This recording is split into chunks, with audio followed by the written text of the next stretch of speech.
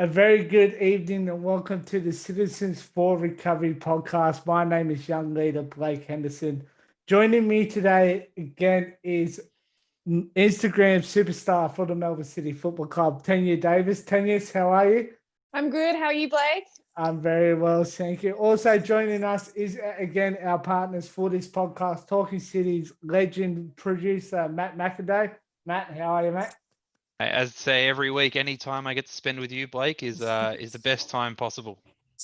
And also making his debut on the podcast today, the man, the myth, the legend, and new father, Captain Extraordinaire, Scott Jamieson. Scotty, welcome, mate. How are you?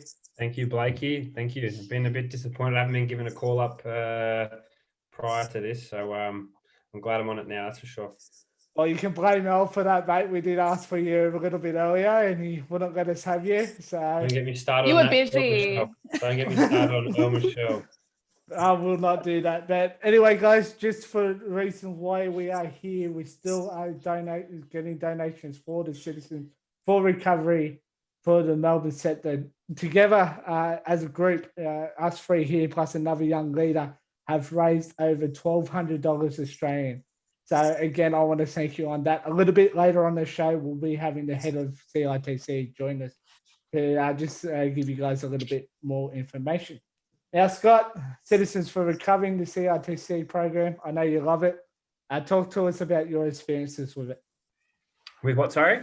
The CITC program, City in the Community. Yeah, no, obviously it's something that when you come to the football club, you're fully aware of the effort that our football club puts into, obviously, our community and trying to, from within, raise some young leaders inside that community. So it's been very enjoyable to be a part of. Met some great people along the way. We've got some great people inside our club. I won't name the people on this chat because it'll look like I'm blowing smoke up your ass. But it's been enjoyable. And we've got great people involved in it, which ultimately makes it a great program. Exactly right. And you have experience going out to clubs and especially the I Speak football program as well. What made you, when you first came to Melbourne City, what made you so interact with the city and community? Oh, I think, look, I'm fully aware of the opportunity and the blessing I've been given to be able to play football, Blakey.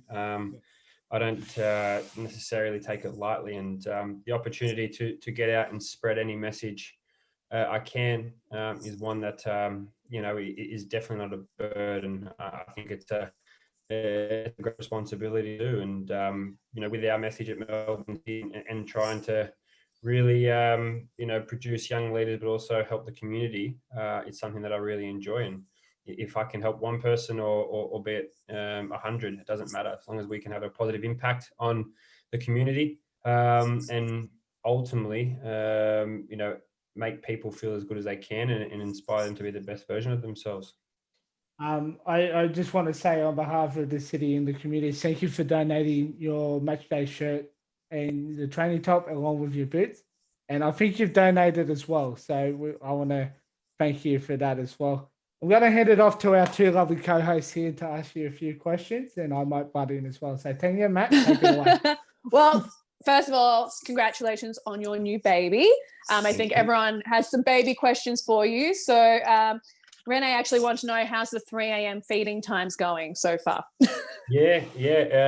Look, it's been obviously a complete change in my world and obviously Vic's world, and we've adapted to it as good as we can. It's been tough. There's no doubt about it. You kind of understand when you see people, whether it's friends or people on social media, that they don't give you the bad parts of necessarily the newborns. So we're doing as good as we can, and Vic's been great, and Cooper's healthy, albeit he's a bit of a sook. Yeah, he's a bit of a sook if he doesn't get his dummy or my pinky to suck on. So it's something that we're still getting used to, but albeit it's a blessing and one that is a great journey.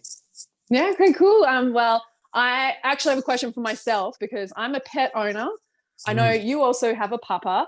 I'm not going to have a baby anytime soon, but I want to know, how has it been, like, introducing the dog to the baby if you've not really done it yet? Oh, hello. Well, there he is. Oh, There. no. You can see him. He's just over there. Yeah. I'm trying to get my finger right in there. Sleeping. Yeah. That was something that I was excited to witness. Anyone who knows me pretty well knows that I treat Axel, and we treat Axel like a pretty much a baby anyway. He's pretty much human as itself. So to get the opportunity to bring Cooper home to Axel was amazing. I've got a great video that I'll probably put up on social media at a later date, but the first kind of interaction was one that we were excited to see, and Axel was brilliant. Was excited, was a bit hesitant to see what we brought home. It wasn't food, which he was surprised about. Usually it's food, but it was a new addition to the family, and he's really adapted to it. Licks, smells, doesn't get too close or too excited as of yet, but I'm excited to have, I guess, the dog, the son, kind of grow up as best mates. And I had a dog when I was a kid, so I know the relationship that animals can have on kids, and I'm just excited to be able to see Axel and Cooper become best mates. Oh, me too. I want to see all the baby dog photos. But I'll move on to a question that's actually about football. Raj just wanted to know, who was your favorite football club and player when you were a kid? It's probably a tough one, because I guess we're in Australia, we grow up and you see from afar, Premier League times at 1 a.m. in the morning, and you kind of get drawn to the best team. So as a youngster, I loved Manchester United. Controversial as it stands, because we're in the City group, but there was a young Scott Jamieson. So I really enjoyed Man United, got all the kits, everything associated with it. And then I actually went to Bolton Wanderers to obviously play, and it quickly got, beat out to me that, you couldn't really be a Man United fan, because Bolton and Manchester are very close in terms of suburbs, as you know. So the support of United kind of slowed down there, and now it's always a case of I'm cheering home City, aren't I? Because family, aren't we? Yes, we are. Yes. Well, in that case, obviously growing up in Australia, like, what clubs did you play at when you were younger, when you were developing? Hato actually asked that question. Well, I grew up in Western Sydney, Blacktown boy, pretty much a stone's throw away from, where Western Sydney are based now in terms of Blacktown. So I grew up in probably, a proper football football area as such, Western Sydney, and had a lot of players that play A-League now have come out of. So I played at Blacktown City Demons, or Kings Anglican Soccer Club first, Blacktown City Demons. And while I was playing, I was at a high school called Westfield Sports High, which, is famed for a lot of players. Asamoah was there. We've had Harry Keel back in the day. Jason Chelina, I believe, was there. So Danny Vukovic, the names just keep rolling off in terms of Westfields, and recently I think it's Mustafa Amini, Bernie Abini, Matty Ryan. So the head coach there was Trevor Morgan, who's just been appointed the technical director. So grew up with that in my arsenal, and I'm pretty certain it's made a big part in where I am today. Cool. If you didn't like football and golf, what would you be doing now? Asked Michael. I'd try and be a host on Talking City podcast because I'd be in Melbourne City, or be a tough gig to get in. I don't know. I'm a people person. I enjoy company, so I'd be pretty certain it would be something in sales or going down that path. I'd say so. Maybe after football, that's where we go. That's to be salesman. Yeah, door-to-door salesman. Involved with people, that's for sure. But I would say something like that. Maybe a car dealership. That's what I could have been. It's a used car or a new car? New. Yeah. No, you'll be on the PGA Tour, mate. PGA Tour. That's where you'll be. No. Unfortunately, my ambition outrides my ability there, Blake. Unless lightning hits me and then I end up recovering as an amazing touch golfer wood. around, I'll just be hitting on the weekends with mates. Well, you're Right, always well- welcome on Talking City. If you can get Pav to agree, we'd have you every week, mate. Lovely. That can be the retirement job. Well, I've got 2 more questions. I think some people are concerned that obviously you're not returning to the hub.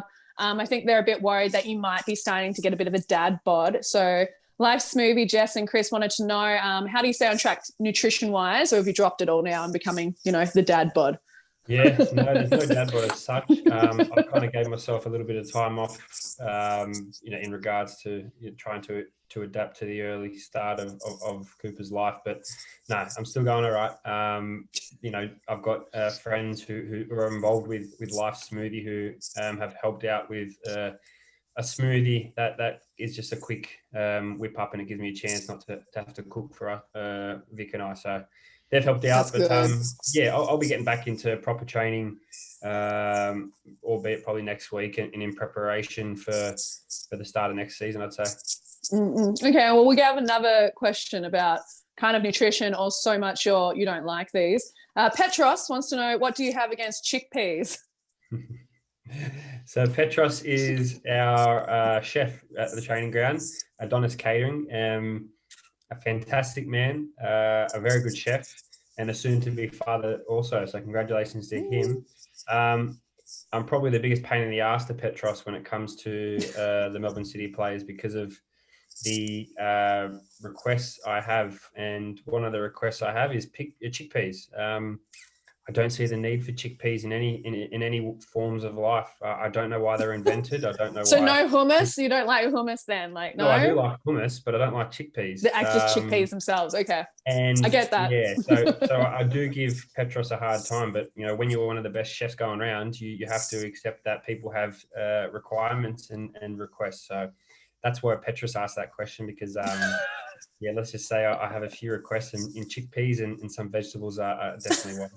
Yeah, shout out to Pedros too, mate. Congratulations on your upcoming birth of your child as well. So hopefully Cooper and their child could become best friends. Matt, over to you, mate. Yeah, so we'll go down a little bit of a football path. We talked on Tuesday before the game on SEN, and we were all pretty confident of the result, and I think we showed where the future of this club could lie with Kohler and Moody having such strong performances. How stoked are you for those young guys to get those minutes and put in that level of performance?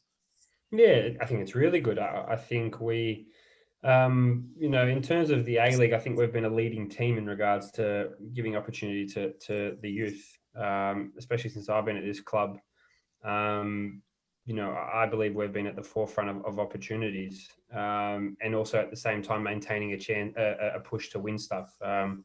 It's easy to be coming last and give kids opportunities. I think if that's the case, you are coming last, give kids opportunities. But when you're competing and you're publicly stating you want to win stuff, and at the same time still giving opportunity to younger players, I think it's something to be applauded. And we get a lot of shit about the whole backing of our football club and all this, but when we have a player who supported the club from day one, and then coming through as a supporter, and then coming through the academy, and then ending up signing a first team contract, and then ultimately making his starting debut, I think that says that's a massive success story, a massive feather in our cap as a football club. I believe Europe have it all the time. Their history in football is massive. You have stories of fans. Kieran Tierney, I was watching a thing before of Kieran Tierney, the Celtic player, was a fan, grew up, played the first team, ended up captaining him. So,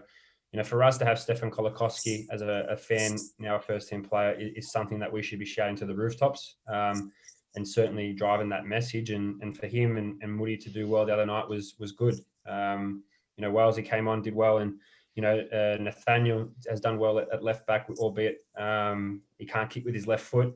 He's doing really well there at left back. And, Connor was brilliant again. He's been out of the team for a while and definitely came back in. So the future is bright for us. There's no doubt about it. Albeit we need the experienced players to keep driving them and keep them on the straight and narrow. Yeah, I think it's almost kind of taken for granted how young Connor, Atkinson, Wales actually are. Like, they've been around for so long that forget that they're still such young players. Like from memory, Connor is they're what 2 out of 3 are all under 21 and are all eligible for the Olympics. So that's huge, and for Australian football, not just Melbourne City. And I remember when Steph was on the bench earlier this year, there was actually a video that someone, I think it was one of his family members, posted of him, a home video of him doing some With juggling. Alex Was it with Ferreira Fred? and Zara? Yeah. Yeah, and he's been on the Talking City page, and he did have a bit of a flex on us though. He did upload a selfie with his new haircut and his frame shirt in the background. So bit of a weird flex, but we liked it. All about him. What have you made of the haircuts during ISO? There's been some brilliant ones come out. What's been your favourite so far, Scotty? Are you allowed to swear in this? Mate, You already did. You've got to You listen to the already did. podcast. We'll edit it. I think they're shit, to be honest with you. There's But been some I shocking hair. I do applaud the balls of the boys to have these bleached blonde hair with mohawks or whatever. And I'm kind of from the old school, but in a sense, I've kind of learnt that a haircut doesn't define someone by no stretch of the mean. And the key is if you're playing well, you can have whatever haircut you want. As soon as you have a bad game, that's when you get a tap on the shoulder from myself or someone else saying, "Listen, you can't be having a haircut like that and playing as bad." So as long as they keep playing well, I've got no issues with it. I think it's quite out there, and hopefully there's a few young players. No, so I shouldn't say that. No, hopefully there's no academy players at Melbourne City that follow this haircut because they haven't done that yet. It's like fluoro boots, isn't it? You've got to be the best on the team to have fluoro boots. Well, that's the thing. I mean, if I come up against an opposition player, and this is truth, if I come up against an opposition player and he does something really bad and here's a haircut like that, I'll happily let him know. I've heard you. I actually recall Sydney FC players actually giving it to Walesy 2 games ago. So we ultimately had that last laugh there, and rightly so. But you put yourself out there. You've got to be big enough to accept it. And fair play to Collar and Walesy. They have personalities that they don't really care of other people's opinions, but at the same time they understand that they need to do well to have these hairstyles as such, and they're doing that. So Matt usually has a question. Sorry, Matt. No, you go. He's asked both Craig Noon and Richard Windicker. And I hope you're ready for this, mate. They've both been asked, would you rather fight Gemo-sized spider or 1,000 spider-sized Gemos? Now, which... Would I rather fight 1,000 sized Gemo spiders? Yeah, no, so 1,000 spider-sized Gemos. Spider-sized Gemos? Yeah, or one Gemo-sized spider. One Gemo-sized spider. Yeah, so what do you think both Richard and Craig had said? They said what I said. You reckon the spider? Yeah. Well, Matt McAdoo from Talking City, I believe they both said 1,000 spider-sized Gemos. Yeah, well, Really? it's a much better way to fight. We go through this every week. Because if you think about it, you can step on like 30 at once compared to one huge spider. Yeah, think of the other fang hundreds size. are going to climb up the back of your neck and then literally just smash it. Rather, if you go against one, you're going to take him down.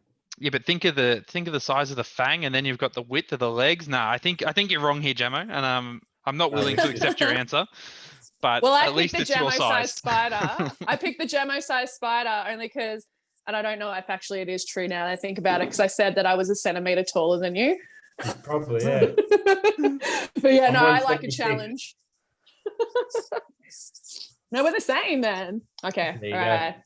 Just to jump back into the football side of things. So obviously, since the resumption, we've been very impressive. I think there's only been 20 minutes out of the whole time where we've been kind of the team under pressure. How proud of the group are you for that? Because obviously it's a big ask to go away and have effectively an off season and then come back and be so on form and so switched on straight from the outset. Yeah, you hit the nail on the head there. I think the dedication and the drive of not the team, but as individuals, no one could question, that from our players. obviously it was a tough time for everyone, not just footballers, but for everyone in the world. But for us to keep training without any clear clarifications of what was happening was a testament to us as a playing group, but also as individuals, but also a testament to our staff. Our staff were amazing in identifying what we needed to do in that off time, and the programs that were given to us were fantastic. So to be honest with you, I'm not surprised that we've done so well because of I know of the amount of application and dedication we applied to our programs in the off season. So we've come back and we've had a lot of time to work on things, and we obviously had to escape Victoria to get to Sydney and be in a hub for 2 weeks. So we've had our challenges, and we've overcame them. And I think for us as a group and as a club, we've come through with flying colours, albeit we've got 2 games left, hopefully to really put an exclamation mark on the last 3 to 4 months of I guess pain for not just us, but also as a nation and as a world. Yeah, it's definitely been an odd time for everyone, but yeah, you can imagine the professional players, it would be taking a toll. And just to jump around a little bit here, we saw the article with Roston Griffiths talking about the future of the A-League and how he thinks there's really a chance that, in a way, every A-League player could be considered a free agent in a couple of weeks because no one knows what's going on. What are your thoughts on where we are as a game, and what do you think the A-League is going to look like next season? It's a great question. I think, in terms of that whole conversation, things have to pan out for us to get a clear summary of what's going to happen as such. We need to know the landscape of where the league sits, when the league starts again.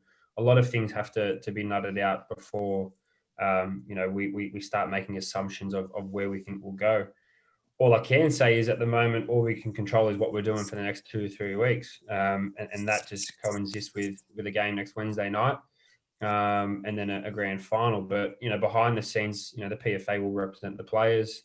And I'm sure, especially myself, who unfortunately hasn't got the thought of a game on my mind, I'll be able to really take it away from the boys over in New South Wales and try and shield them from that, because the biggest thing for us at this very moment in time, and the biggest controllable is Wednesday night, and that's the biggest thing. But in time, we'll work out what happens next season, and I'm sure our football club will do everything in its power to look after the players that are contracted and the staff, because they've done that up until now.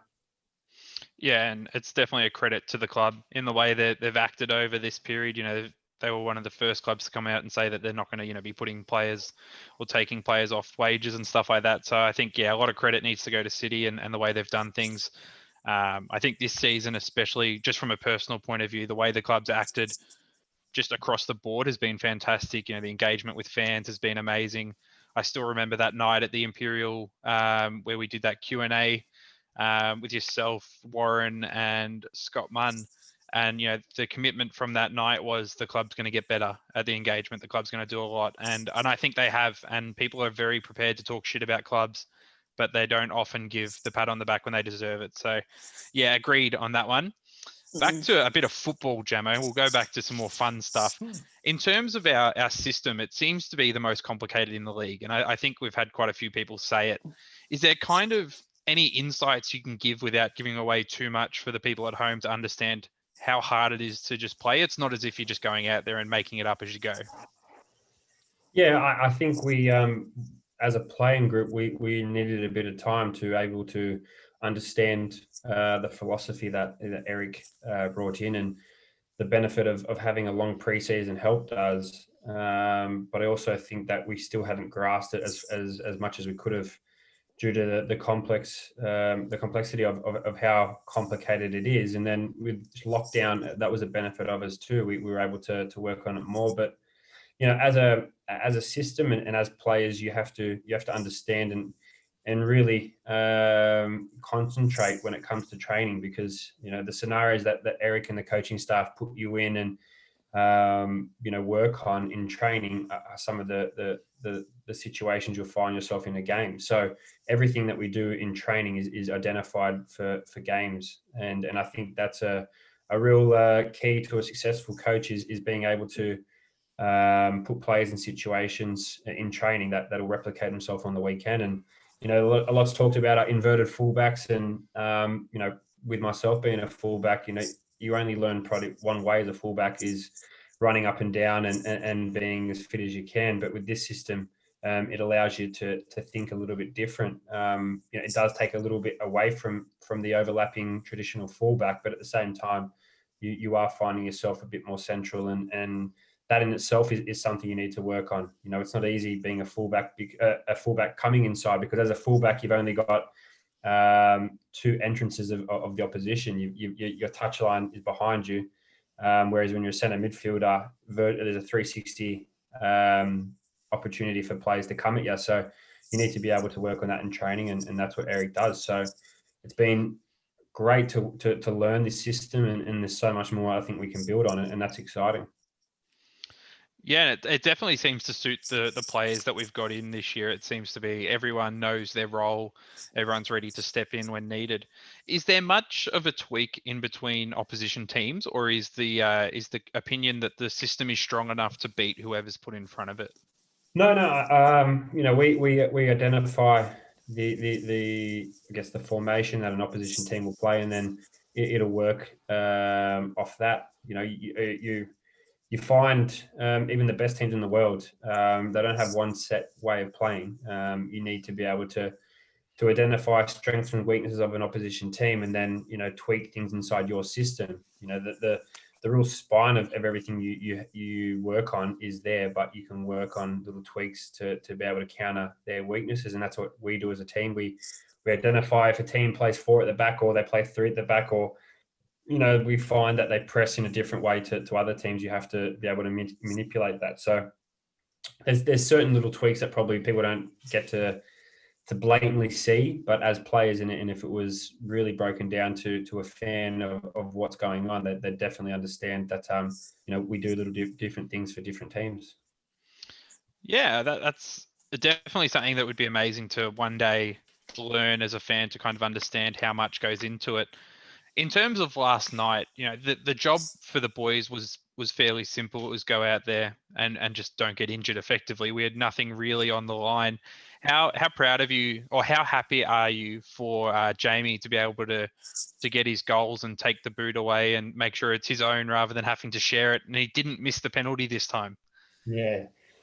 We speak regularly, daily, and it was definitely brought up in conversation. I'll say not from my side, but more from his. And he'll never say this publicly, but he wanted to be the outright, and that was clear. And people might see that as a negative, but I just see that as a positive, and I think that's contributes to him being probably the best striker in the league, because of the mindset he has, that he wants to be the best striker. And the key with Mac is that he will be able to put the team first. He puts in a shift defensively, and people won't probably see that as much as him scoring goals. But for him to be the outright goal scorer, I know he wasn't too happy with Richard when Richard brought down Bessart, but then we had an opportunity to score again. So I know that Richard apologised to Macca when he scored his second, just in regards to the opportunity that he gave Bess. But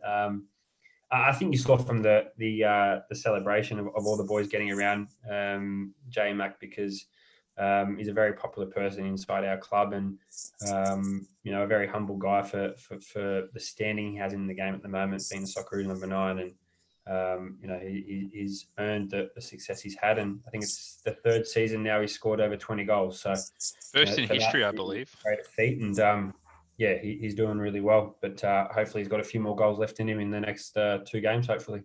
I still remember, just before you jump in, Blake, one of the first things he said to us on the SEN interview we did with him at the start of the year was, I want to win the Golden Boot because it means my team will be near the top of the table. He's like, if I'm winning the Golden Boot, it means the team's having success. And I think, you're right. That shows he didn't really care about it for himself, because he even said that later on. He's like, I don't really care about the Golden Boot as an individual thing. just if the team's up there, it means I'm scoring goals for the team and we're doing well. So yeah, I think that's it's a testament to the player. exactly right. I think that's hits the nail on the head there, because if you is scoring goals and you like to think the defense is stopping goals, then we're winning lots of games. But I know it was never really brought up, in the midst of the season, but leading into this last game, it was brought up, and I could definitely tell he was trying to get any opportunity to hit the back of the net, and thankfully he hit two. All right. Just before we go to a fun little game, before we let you go, Matt, do we have any comments on the YouTube channel? Yeah, we've got a comment from Simon Lyon. He says he misses you guys and congratulations on your newborn, Scotty. He can't wait for the virus to end so he can come visit you guys at training.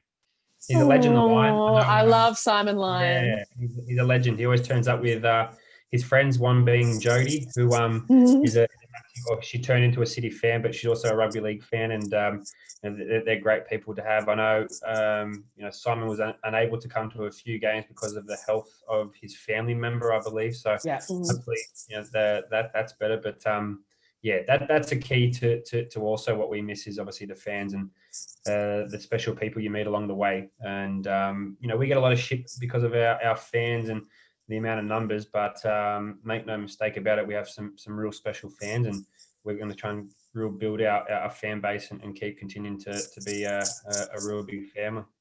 I also believe that Jodie is your number one supporter, according to her. So she is, but she doesn't like me for two weekends of the year, because my rugby league team's the Canberra Raiders and her rugby league team's the Melbourne Storm. So when we play each other, she's very vocal in letting me know that the Storm will win. So Jodie's fantastic, along with the line, and they're great people.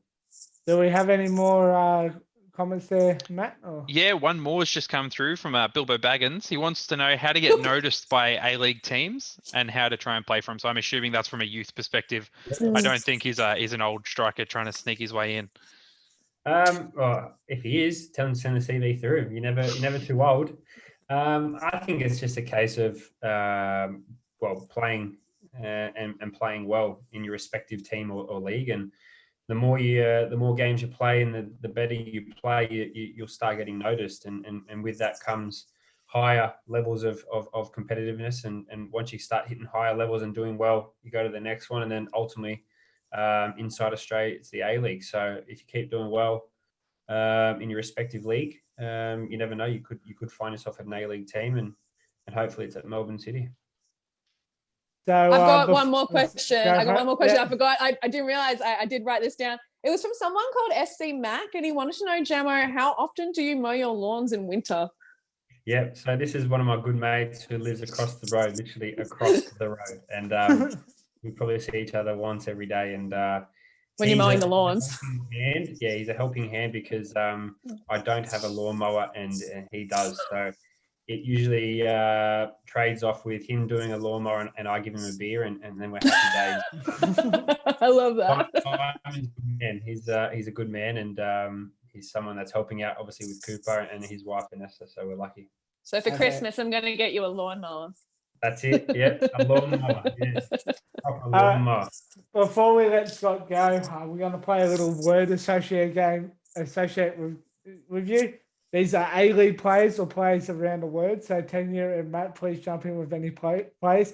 Please try to keep it PG, Scott. The name comes up in the first word that comes to my mind. Yes, correct. So I am going to start off with an easy one. Dean Basanis. Catley. No, I had to think about. No, he's a good mate. No, I will say Dean equals fashion. Nathaniel Atkinson. Nathaniel Atkinson. Yeah. DJ. Tasmania. Yeah, you guys can jump in at any time as well. Obviously, Bruce. I said DJ. I've got to ask. Barisha. Angry. Okay. What Luke about Braddon. Who? Luke Braddon. Oh, how many words can I actually say about that guy? Go for it. Go for it. No, I'll say the first word that actually comes to mind is genuine. What about the Westie Mitch Duke? Money. He's signed in Saudi Arabia, hasn't he? I just read that He's not a Westie anymore now, is he? No, the Westie's long gone. That's the first one that comes to my mind now. Money. What about Patrick- Clutch? Clutch. Yeah, Clutch. Bratton, because he has his car, didn't he? Clutch. What a wanker. Yeah, I saw him in Collingwood once with it, and I thought, Oh. yep, no, I He's rate a that. father too of a beautiful young girl who's about 2 or 3, and he probably takes her to God knows dancing lessons or anything, and they see this guy turning up in a BMW that has Clutch, and they just think, wow, I think it was black and gold number Clutch. plates too, from memory. yeah, that kid Oh. can't be hurt, unfortunately. Ew. Patrick Castorbo. Tough. Eric Or- Mombarts. Oh, Eric. No. Eric Yeah. Style. Style. Yeah. Like that. Actually, this is not an actual player. It's a member of the Melbourne City A-League team, Josh Bonded. Champion. Okay, and Matt McIndoe. Matt McIndoe. Mm-hmm. Voice of radio. That's 3. Ace for radio is what I would have gone with, but I'll take that. Tanya Davis. Die Hard with a dash. Oh. I thought you said try hard for a second. I was like, oh, savage. No. Die Hard. Die Hard. And I'm gonna Adidas. say, yeah. Who? Adidas. What? Beckham. Cristiano Ronaldo. Player. Sergio Aguero. Legend. Yeah. What about Balotelli? Crazy. He never grew up, that guy. Crazy slash or crazy, I could have said nutcase. Yeah. The final one He's for a free me. From agent, the, though, so if he wants to come to Australia, I'm sure he'll give us some headlines. I think I he reckon just he signed should. with someone. I think he signed in Italy from Okay. memory. Again. Yeah, I think he's back, but at a lower level. Okay. the Like, final one. Jamo, if you could wish that any player in the world could come to the A-League and maybe either play for us or just in the A-League in general, who would you want to come to Australia? Okay, I think there's 2 types. There's one obviously that I just would like to come to the A-League, and then there's one that I'd like for us to come and play for us. So the first one I'd like to come and play in the A-League would be, Messi. I think just get Messi here, and then literally, what's AFL? What's rugby league? Yeah. True. To come and play in our team, wow! I think it might be like a left field kind of someone, but I think someone like David Silva would have been amazing. Like, I genuinely think, he's not the biggest name in terms of, like a Beckham or Del Piero as such, but I just think a football player who's so amazing would then transform people to come and watch. I mean, people are making a lot out of Diamante, and I think Diamante's been great, but I just think someone like David Silva would trump, and that's no disrespect to Diamante. He's obviously younger, David Silva, but I just think, wow, to have someone like that on your team, Yeah, absolutely. I agree. would be, amazing. Just a couple more before we let you go, Scott. Yep. One from me, Bruno Fornaroli. Tuna. Do that. Matt and Tanya, you got any more? No, I'm good. Yeah. Matt? Lampard. Lampard. You were at the club when he was rumored to be signing, weren't No, you? I Was the wasn't. timing And that's what I was off? going to say. It's a Oh my God. missed opportunity. Sneakiest transfer ever when he came out for like, Man that's City. a one-worded association. That's a missed opportunity because I think he would have definitely brought bums on seats. But more importantly, I think he would have been amazing for the team and the club to have help achieve results. So that's definitely a drop ball from the powers that be at the FFA. What about David Villa?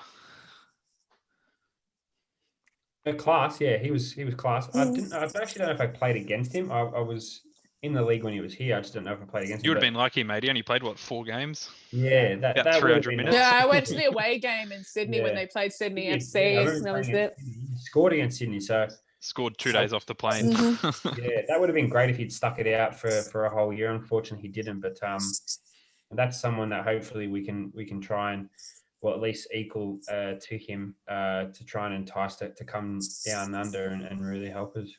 I got one more, Blake. Tim Yeah, go Cahill. for it. Legend. Yeah, Tim's a legend, and you can say what you want about Tim, but yeah, he's a legend of Australian football and the Socceroo, and probably the greatest Socceroo of all time. You just can't say it on Twitter. He gets a bit of a bashing on Twitter, unfortunately. I've read about Tim, but my dealings with Tim were he was a gentleman, and someone that yeah, worked hard. He's a bit of the opposite to you, Scotty. Just to give you a bit of insight, he's very quick on the old block button.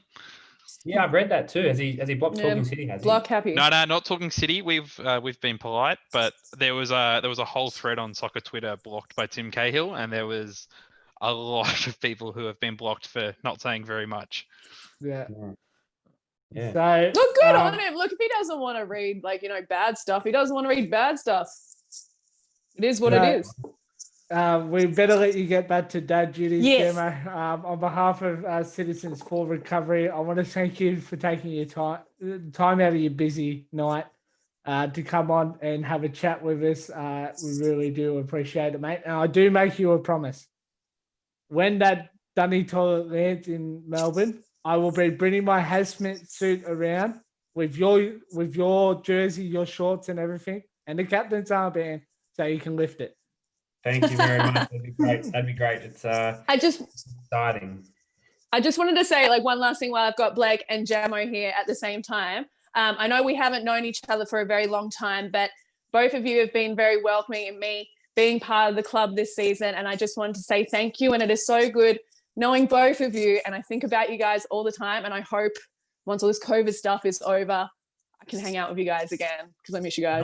I mean, you obviously support the club, but you also support the group and city. So someone like yourself, Tanya, who's passionate about the club, is something that we need. And along with Blake, I've said it about Blake. People like Blake inside the club who work their ass off and starting as community people and work their way through. If you have people like yourselves inside our club, the club will go on to form a very successful club. So thanks for your help and your support, both of you, and obviously the Talking City also, you guys are supporters. It's something that we keep continuing and keep spreading the word of our club, and we'll keep hopefully building. So on that note, Matt, do you have anything to say to Scott before we let him go? No, mate, as always, massive thank you every time you jump on. You've become the most capped Talking City guest now, so you can tell Denny when he buggers off to MacArthur that he's been replaced, and by someone better. Thank you very much. I appreciate it. And on behalf of the Melbourne City fan base, mate, congratulations on young Cooper. Hopefully, we get a father-son deal later on down the track when he plays for Melbourne City. Yes. Thank you very much, guys. Thank you. Thank you, Scott. We'll let Scott leave there, guys. But before we jump off ourselves, Matt, Tanya, what a win last night. Yeah, it was great. Like Moody's goal was I don't know, I was kind of looking at my phone at the same time, and then he shot his goal, and I was so happy for him because it was his first A-League goal. I was just so stoked, and then obviously the rest of the game happened, but I was really stoked for him, and obviously Jamie with the golden boot as well. Yeah, it was a fantastic result in terms of we got through the 90 minutes without any injuries. We got some goals. What more can you want? The games like that, you just got to look at it. It's 90 minutes you have to play before finals. It's unavoidable.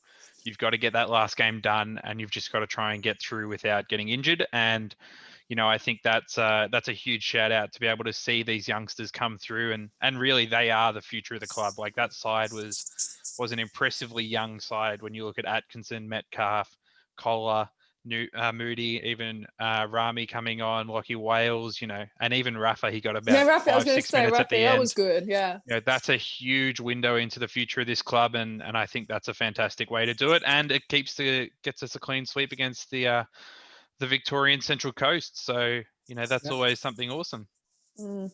So guys, unfortunately Sue couldn't make it today, so I just want to say on behalf of the Citizens for Recovery, I want to thank you, Matt and Tanya, for the past 4 weeks and coming on and helping me. I know, Matt, you missed the first one, but Next week, guys, we are back with our final episode. Okay, guys, we're going to have some young leaders to come on and talk to them about their experience with the Melbourne City Football Club and the City in the Community program.